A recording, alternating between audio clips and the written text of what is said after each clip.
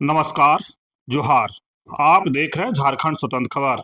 हमारे साथ सोशल सामाजिक कार्यकर्ता लेखक गलेक्सन डुंगडुंग है। और हम लोग आज बात करेंगे, खबर छपी है कि पश्चिमी सिंहभूम के डीसी महोदय का एक आदेश जारी हुआ है कि 9 बिंदुओं पर अगर मुंडा मानकी होंगे बर्खास्त, तो हम जानेंगे पहले कि डीसी साहब का इस तरह का आदेश देने की क्या जरूरत पड़ गया, या 9 बिंदु कौन कौन जो है जिसे मुंडा मान की जो शासन व्यवस्था है या ग्राम सभा है वो बर्खास्त न होंगे। तो तमाम बात करते हैं सर, और जानते हैं कि सबसे पहले ये डीसी महोदय का जो आदेश ऐसा क्यों देना पड़ा। वजह जोहार जोहार।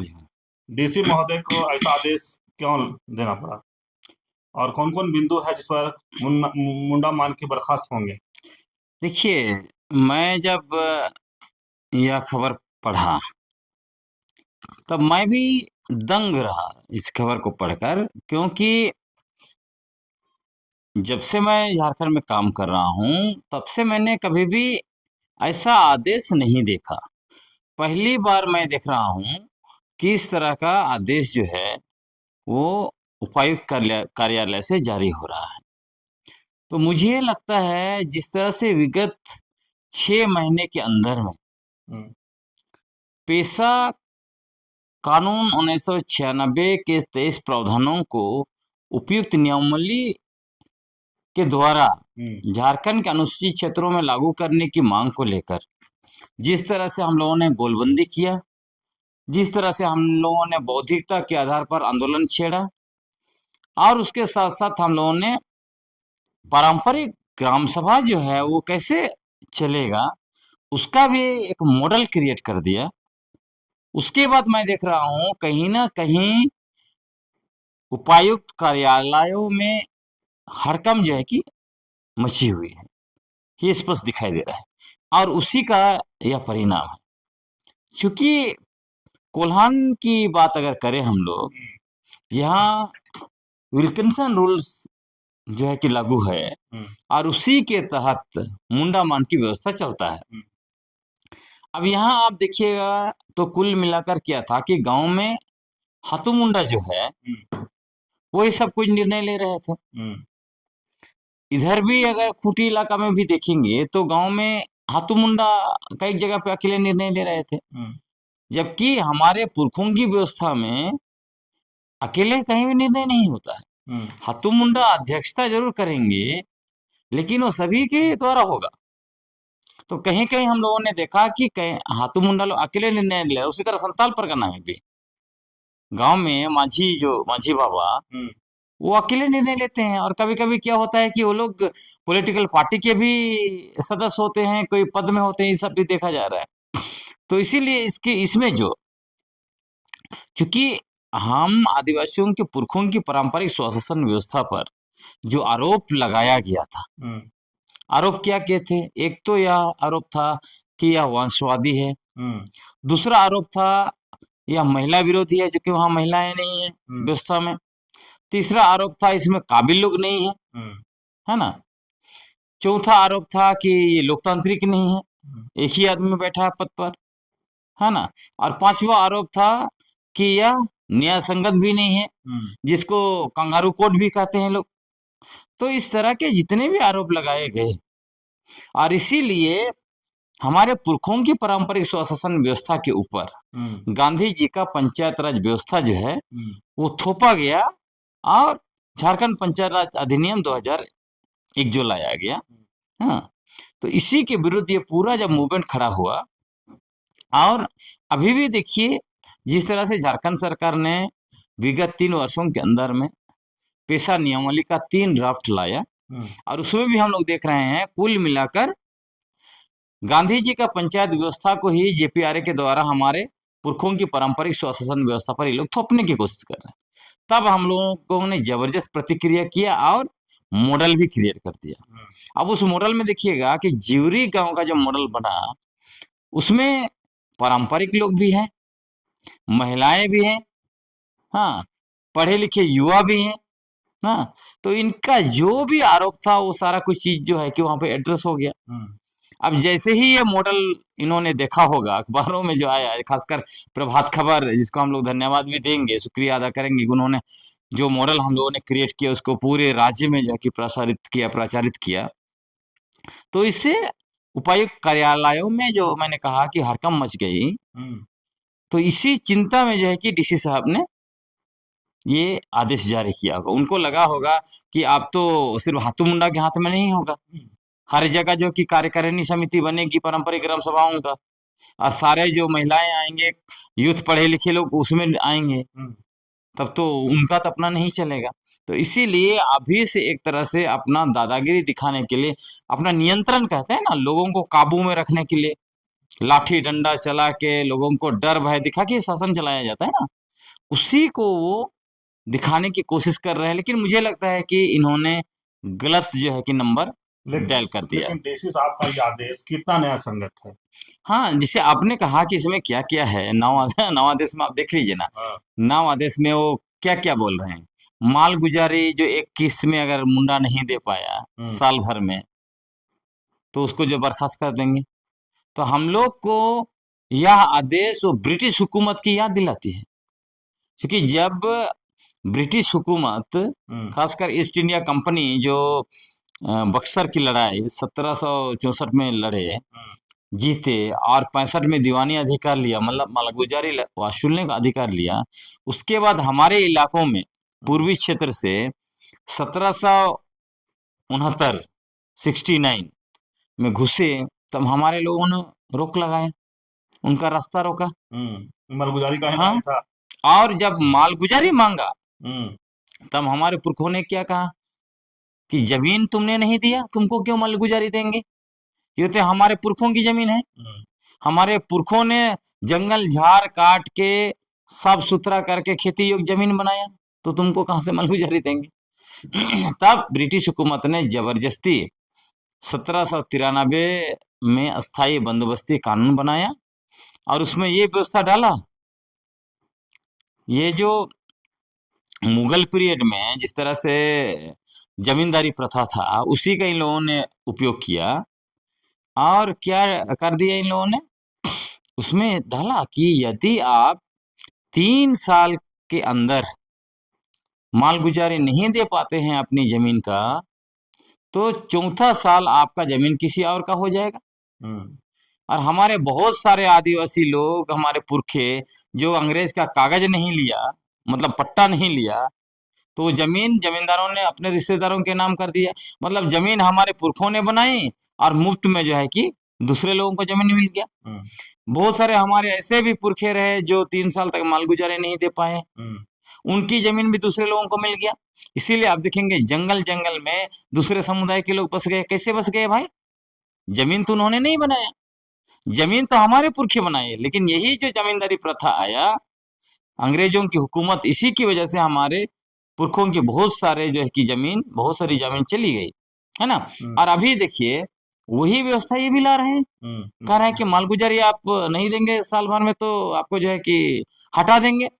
और कुछ जो हमारे उस जमाने में हत्तू मुंडा मानकी थे, उनके साथ ये किया गया। ये जो कोल विद्रोह आप सुनते हैं 1832 31-32 का, वो किसको लेकर हुआ, इसी को लेकर हुआ। कोल्हान में 2 मानकी, सिंगराय बिंद्राय, इन लोगों ने समय पर मालगुजारी नहीं दिया, तो उनको हटाकर जो है कि बाहर पंजाबी को मालगुजारी, मतलब उसको वहां का 11 गांव का मालिक बना दिया गया, खासकर ये सिंगराय मानकी के इलाके में, है ना। तो ये अत्याचार ब्रिटिश हुकूमत किया है आदिवासियों के ऊपर, कि हमारे जो पारंपरिक व्यवस्था के जो लोग थे मालगुजारी नहीं दे पाए, इसलिए उनको हटा दिया। तो यही जो है कि ब्रिटिश हुकूमत का ही डंडा जो है कि उपायुक्त साहब चला रहे हैं। ऐसा नहीं चलेगा, इनको समझ में आना चाहिए। हमारे पुरखों की पारंपरिक स्वशासन व्यवस्था ये मालगुजारी मतलब कलेक्ट करने और सरकार को जमा देने, इसके लिए नहीं ना है। हमारे पुरखों की पारंपरिक स्वशासन व्यवस्था हमारा समाज, हमारा समुदाय, हमारा इलाका को चलाने के लिए है ना। आप सोचिए, हमारा जो हमारे पुरखों की पारंपरिक व्यवस्था जो है, वही एकमात्र पारंपरिक व्यवस्था था जहां पर बिना पुलिस का, बिना कागज कलम का उन लोगों ने व्यवस्था चलाया। न्यायपालिका मतलब विधायिका, कार्यपालिका, न्यायपालिका, पूरा व्यवस्था चलाया। और ये जो है कि डीसी साहब क्या समझ के रखे हुए हैं। अब उसमें क्या बोलते हैं आदेश में, अपने मतलब गांव में बोलते हैं, गांव में वास नहीं करने से। तो कभी कभी तो थोड़ा बहुत इधर उधर लोग जाते हैं ना, वास तो करते हैं, जो भी है वो हाथोमुंडा ही रहेगा। जो अगर गांव छोड़ेगा तो वो हाथोमुंडा कैसे रहेगा, तो वो तो खुद ही त्याग कर देगा। इसमें हंसने वाली बात यह है, हास्यास्पद बात यह है, उसमें लिखता है नालायक होने पर। क्या है उसका पैरामीटर भाई, डीसी साहब को बताना चाहिए किसको आप नालायक मानते हैं। आप खुद ही तो नालायक नहीं है। आप बताइए, आपको वहां पे आदिवासियों की जमीन बचाने के लिए आपको मालिक बना दिया गया है। आपने कितना जमीन बचाया आदिवासियों का? आप तो खुद आदिवासियों का जमीन लुटवा रहे हैं, तो आपसे बड़ा नालायक तो कोई नहीं हो सकता है। जितना भी अनुसूचित क्षेत्र जो है, उस क्षेत्रों का, जिला का जितने उपायुक्त हैं, खोज के देखिए ना, इनकी मूल जिम्मेवारी क्या है? हम आदिवासियों की जमीन को बचाना। तो इनके रहते किस तरह का आदिवासियों का जमीन गैर आदिवासियों के हाथों में जा रहा है। सीओ ऑफिस में जो है कि दलाली हो रही है, सीओ जो है कि फर्जी तरीके से आदिवासियों का जमीन दूसरों को ट्रांसफर कर रहा है। तो ये किसकी नालायकी है? ये तो उपायुक्तों की ही नालायकी है ना। केवी सक्सेना, उन्होंने रांची का अध्ययन किया, जो खुद आईएएस थे, सीनियर ब्यूरोक्रेट थे। उन्होंने पाया कि रांची के 8 डीसी जो है वो आदिवासियों की जमीन को लुटवाने में खुद शामिल रहे। तो आप जब कह रहे हैं कि मुंडाओं को नालायक बोल रहे हैं, तो जितने उपायुक्त है उनके बारे में भी सोचना होगा ना। तो इनकी भी जांच करनी चाहिए, ये कितना लायक है कि नालायक है ना। इस तरह के शब्दों का उपयोग करना ये बहुत ही दुर्भाग्यपूर्ण है। चाल चलन खराब होने का, चाल चलन खराब होने, आप कौन सा आपके कैरेक्टर सर्टिफिकेट देने के लिए वहां बैठे हुए हैं? रैयतों को तकलीफ होने पर और हुकूकनामा पट्टा की शर्त के खिलाफ जाने पर, इस टाइप का है बहुत सारा कुछ। उसके बाद इसमें सबसे हंसने वाली बात, हास्यास्पद बात फिर बोलूंगा, यह इसको एक तरह से स्ट्रेटेजिक बोल सकते हैं। वो क्या बोल रहे हैं? सरकारी पदाधिकारी को रसीद या अन्य सहयोग नहीं करने पर, अन्य क्या है? अन्य है, अन्य का मतलब यही है कि जब सरकार गांव की जमीन अधिग्रहण करेगी और हमारा हत्तू मुंडा उसको मदद नहीं करेगा, तब वो हत्तू मुंडा को हटाएंगे। उसका मतलब यही है। मतलब हमारा जल जंगल जमीन को लुटवाने में जिस तरह से उपायुक्त लोग भूमिका निभा रहे हैं, वही भूमिका अगर मानकी मुंडा नहीं निभाएंगे तो उनको जो है कि डीसी साहब हटा देंगे। यही उनका धमकी है। ऐसे धमकी चमकी से नहीं चल सकता है। ये पारंपरिक स्वशासन व्यवस्था हमारे पुरखों की है, ये सरकार की नहीं है डीसी साहब। हमारे पुरखों की पारंपरिक शासन व्यवस्था में आप कौन हते हैं किसको हटाने और किसको घुसाने वाले? ऐसा थोड़ी चलेगा। इसलिए झारखंड सरकार को समझना पड़ेगा, माननीय मुख्यमंत्री को समझना पड़ेगा, माननीय मंत्रीगण को भी समझना पड़ेगा। हम आदिवासियों की, हमारे पुरखों की पारंपरिक स्वशासन व्यवस्था के साथ अगर आप छेड़छाड़ करेंगे तो जो है कि सत्ता भी डोलेगा, ये भी याद रखिए। लेकिन दादा, जितना चीज आप गिना है, नालायक शब्द का उपयोग किया गया है तमाम, जो तो डीसी साहब का जो आदेश को कितना आप न्याय संगत मानते हैं? बिल्कुल भी न्याय संगत नहीं है, एकदम अन्याय। इनको हक क्या बनता है? ये नौकरी करने आए हैं यहाँ पर। और आपको मैं बताता हूँ, डीसी साहब को पता कर लेना चाहिए। 21 जुलाई नहीं, 21 जुलाई नहीं, 22 जुलाई 2021 को, हाँ, ये झारखंड के मुख्य सचिव, जो डीसी साहब के बॉस हैं, मुख्य सचिव ने माननीय हाई कोर्ट में एफिडेविट दायर करके उसमें लिखा है। वो बहुत बड़ा दस्तावेज, लगभग 42-43 पेज का। उसमें उन्होंने लिखा है कि अनुसूचित क्षेत्रों में मुख्यमंत्री सहित मंत्री परिषद का कोई अधिकार नहीं है। और विशेषकर कोल्हान के का जिक्र है, कोल्हान सहित, क्योंकि केस कोल्हान का ही था, इसीलिए जिक्र है कि कोल्हान सहित पूरे झारखंड के अनुसूचित क्षेत्रों में मुख्यमंत्री सहित मंत्री परिषद का कोई अधिकार नहीं है। और वहां उसमें मतलब यह भी लिखा हुआ है स्पष्ट, यहां पर गैर कानूनी तरीके से प्रशासनिक व्यवस्था चलाया जा रहा है। ये लिखा हुआ है जो है मुख्य सचिव के द्वारा दायर किए गए एफिडेविट में। तो इस तरह से अगर आप देखेंगे तब तो कोल्हान जो है चाईबासा के डीसी साहब वो खुद ही जो है कि गैर कानूनी तरीके से वहां पर है, क्योंकि ये तो राज्य सरकार का हिस्सा में तो आता नहीं है। हाँ, उसका जुरिस्डिक्शन में नहीं आता, ये लिखा हुआ है।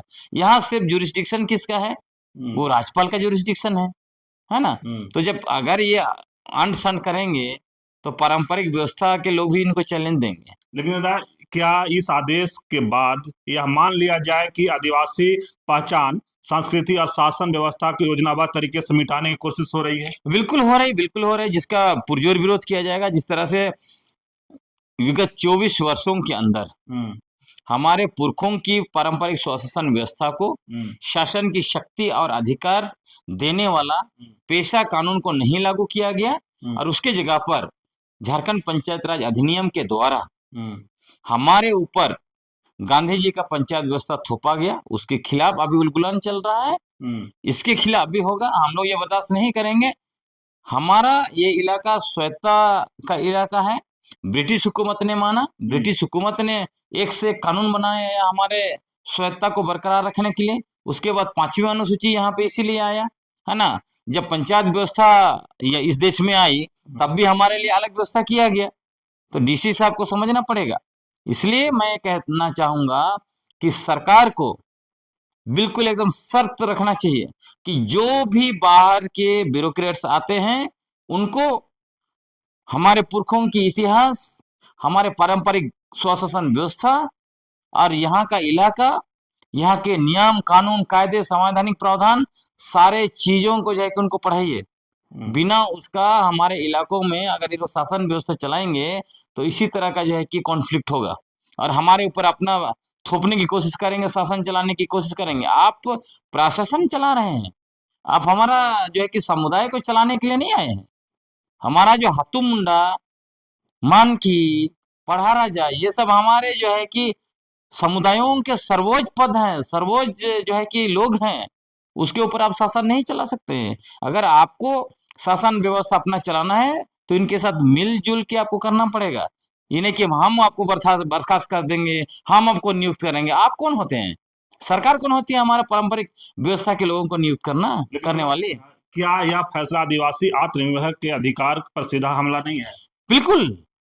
जो यूएन डिक्लेरेशन में भी मतलब यूएन डिक्लेरेशन हमारा जो आदिवासी अधिकार को लेकर जो यूएन का घोषणा पत्र जारी हुआ 2007 में, 13 सितंबर 2007 में, उसमें भी है आत्मनिर्णय का अधिकार। वो हमारा सबसे बड़ा अधिकार है कि हम लोग स्वतः अपने बारे में निर्णय लेंगे और इसीलिए उसको अंग्रेजी में बोलते हैं राइट टू सेल्फ डिटर्मिनेशन। इसीलिए तो ये सारा जो है कि पेशा कानून या ग्राम सभाओं को जो अधिकार मिला है, सुप्रीम कोर्ट ने नियमगिरी जजमेंट में भी कहा कि गांव ही सारे संसाधनों का मालिक है। आप कहां से जो कि निर्णय लेंगे? आप कौन होते हैं नियुक्त करने वाले? यह व्यवस्था बहुत गलत व्यवस्था सरकार चला रही है। सरकार को समझना होगा, आप हमारे पुरखों की पारंपरिक व्यवस्था को अगर आप डंडा चला के अपने अनुसार चलाना चाहेंगे, यह नहीं हो सकता है। फिर तो जो है कि दोबारा जो है कि कोल्हान में जिस तरह से 1831-32 में कोल विद्रोह हुआ था, आपके खिलाफ भी विद्रोह होगा, ये नहीं कि नहीं होगा। लेकिन दादा, मुंडा मालकी से प्रशासन इस तरह से क्यों हड़बड़ा गई या डर गई कि उनको आदेश निकालना पड़ा? नहीं, डर इसीलिए गए है ना कि इनको आप लग रहा है कि जिस तरह से दबाव हम लोगों ने बनाया है कि पेशा नियमावली जो है कि बनाइए, लागू करिए, हमारे पुरखों की ये जो पारंपरिक स्वशासन व्यवस्था को शासन की शक्ति और अधिकार दीजिए। अब इनको डर लग रहा है, अब तो शासन की शक्ति और अधिकार ये ले लेंगे तो जो है कि बालू पर इनको अधिकार मिलेगा, पहाड़ पर इनका अधिकार रहेगा, स्टोन चिप से लेके मोरम सब पर इनका अधिकार होगा। इसके बाद तो ये लोग जो है कोल्हान में तो आयरन हो रहा है, उस पर भी हक मांगेंगे। इधर गुमला तरफ जाएंगे, लोहरदगा गुमला जाएंगे तो वहाँ बॉक्साइट है, उस पर भी अधिकार लिया जाएगा। हाँ, सोना भी है, वहां भी अधिकार मांगा जाएगा। और जहाँ कोयला निकलेगा आदिवासी के खेत में, वहां भी अधिकार मांगा जाएगा। ये तो नहीं ना चलेगा। आप अन्याय पर अन्याय कर रहे हैं। यहाँ पर जो है कि जैसे कोल्हान में 1927 से आप वहां पर आयरन और निकाल के बेच के जो है कि खूब पैसा कमा रहे हैं, दूसरे लोगों का बिल्डिंग बन रहा है, बड़ा बड़ा महल बन रहा है, और आदिवासी के लिए एक पुल तक नहीं बन रहा है, उसको खाने के लिए ठीक से नहीं, रोजगार ठीक से नहीं। ऐसा अन्याय नहीं चल सकता है, ये करना ही होगा। क्या डीसी के आदेश के खिलाफ मुंडा मानकी आप लोग आवाज उठाएंगे? बिल्कुल, अभी मुझे खबर मिली है हम्म, कोल्हान से कि ये लोग बिल्कुल ये उपायुक्त महोदय के आदेश के खिलाफ वो लोग जो है कि उलगुलान करेंगे। अभी अंदर अंदर जो अंडर करंट आग जल रही है, लोग सब समझ रहे हैं, उपायुक्त महोदय को ये आदेश लेना पड़ेगा और सरकार को भी समझना पड़ेगा, सरकार को भी उनको बोलना पड़ेगा इसे आदेश मत लीजिए। क्योंकि हमने देखा जैसे जिवरी मॉडल आया ना, जिवरी मॉडल आया तुरंत जो है कि डीसी के उपायुक्त हाथू मुंडा को तुरंत फोन वहां से डीसी ऑफिस से गया, थाना से गया, एसडीओ के यहाँ से गया, है ना, एसडीपीओ के यहाँ से गया कि ये आप लोग क्या कर रहे हैं, मतलब बताइए। और हकीकत यह है कि ये लोग इतना व्यवस्था है इनके पास, प्रशासनिक व्यवस्था नीचे से लेकर ऊपर तक, उसके बावजूद गांव में जो है कि ओपियम की खेती नहीं खत्म हो रही है। जिवरी देखिए, हम लोगों ने मॉडल बना दिया, जिवरी ने जो है कि ओपियम की खेती को खत्म कर दिया है। वहां पे जो है कि सिमिया लता वहां पे लहलहाना शुरू हो रहा है, वहां पे हाड़िया दारू, हाँ, हाड़िया दारू, नशापन, दारू बिकना बंद। इतना अच्छा अच्छा ग्राम सभा जो है कि परंपरागत ग्राम सभा निर्णय ले रहा है ना। अभी कई अच्छे अच्छे निर्णय वहां पे आएंगे, और भी काम हो रहे हैं, और बहुत सारे गांव में धीरे धीरे से सब चीजें हो रही है। तो जब जागरूक हो रहे हैं, हाँ, लोग कर रहे हैं। बिना पैसा खर्च किए इतना बढ़िया काम हम लोग कर रहे हैं पारंपरिक स्वशासन व्यवस्था की ओर से, और पूरा प्रशासनिक महकमा, यहाँ तक आपको मैं बताता हूँ, एक एक गांव से 1.5 लाख रुपया जो है कि एक एक थाना पैसा लेके जाके ओपियम की खेती कराता है। गांव वालों को जाके पूछिए, मैंने रिसर्च किया, हर एक गांव वाला बोलता है हम लोग तो खेती करने से पहले 1.5 लाख रुपया थाना को दे देते हैं। आप सोचिए, ऐसा ही लोग जो है कि करता है, और जहां आप अच्छा काम करेंगे तो तुरंत जो है कि डीसी और बाकी लोग टांग अड़ाते हैं। ऐसा नहीं चल सकता है। आप अपना प्रशासनिक व्यवस्था चलाइए, लेकिन हमारे पुरखों की जो पारंपरिक स्वशासन व्यवस्था है उस पर डंडा हाँकने शुरू कीजिएगा तो हम लोग जो है कि बर्दाश्त नहीं करेंगे। चलिए, अभी हम लोग बात कर रहे थे लेखक गलेक्सन डुंगडुंग के साथ, और जिस तरह से पश्चिमी सिंहभूम जिले के उपायुक्त महोदय के आदेश पर जो निकला था कि 9 बिंदु शायद डाले हैं उसमें कि अगर ये नहीं मानेंगे तो उनको मुंडा और मानकी को बर्खास्त कर दिया जाएगा, उसी पर हम लोग बात कर रहे थे। लेकिन जिस तरह से इलेक्शनदार लगातार डीसी महोदय को समझाने की कोशिश किए, सरकार को भी समझाने की कोशिश की, जिस तरह से ग्राम सभा एक से एक अच्छे काम कर रहे हैं, जिस तरह से उसमें भी गिनाया कि अफीम की खेती सरकार और प्रशासन से लगातार नहीं रुक रही थी, उसको ग्राम सभा रोक दिया। नशा पान की जहां तक बात की, हड़िया दारू का, उसके लिए ग्राम सभा उसको रोक दिया। लेकिन ये कह रहे हैं कि ग्राम सभा के जो अच्छे काम या जो पारंपरिक जो शासन व्यवस्था से डीसी साहब कहीं ना कहीं हवड़ा गए हैं, और ये इस तरह के फरमान जारी कर रहे हैं। लेकिन कह रहे हैं कि ऐसा नहीं होगा। अगर ये डीसी साहब का आदेश को ये कह रहे हैं कि हम लोग अंग्रेजों का समय का याद कर रहे हैं, उस समय भी मालगुजारी के लेकर के ही वहां पर लड़ाई हुआ था, कोल विद्रोह हुआ था। अगर डीसी साहब अगर इस तरह से फरमान जारी करते रहेंगे तो आंदोलन इनके भी खिलाफ आंदोलन होगा। और ये कह रहे हैं कि कोल्हान में कहीं न कहीं इस आदेश के बाद एक तरह से आंदोलन का तैयारी भी लोग शुरू कर दिए हैं। और ये डीसी साहब को इस बात को समझना चाहिए कि जो प्रशासन स्वशासन व्यवस्था है या ग्राम सभा कहें, वो कहीं ना कहीं पुरानी व्यवस्था है। ये डीसी साहब के आदेश इस पर काम शायद नहीं करेगा, इनका यही कहना था कलसंदा का। तो देखना होगा कि अब जो आदेश है डीसी साहब का, दूसरी तरफ ग्राम सभा का आदेश कितना दोनों में ही होता है। तो इस तरह खबर को देखने के लिए आप झारखंड स्वतंत्र खबर से जुड़े रहिए। जोहार, नमस्कार।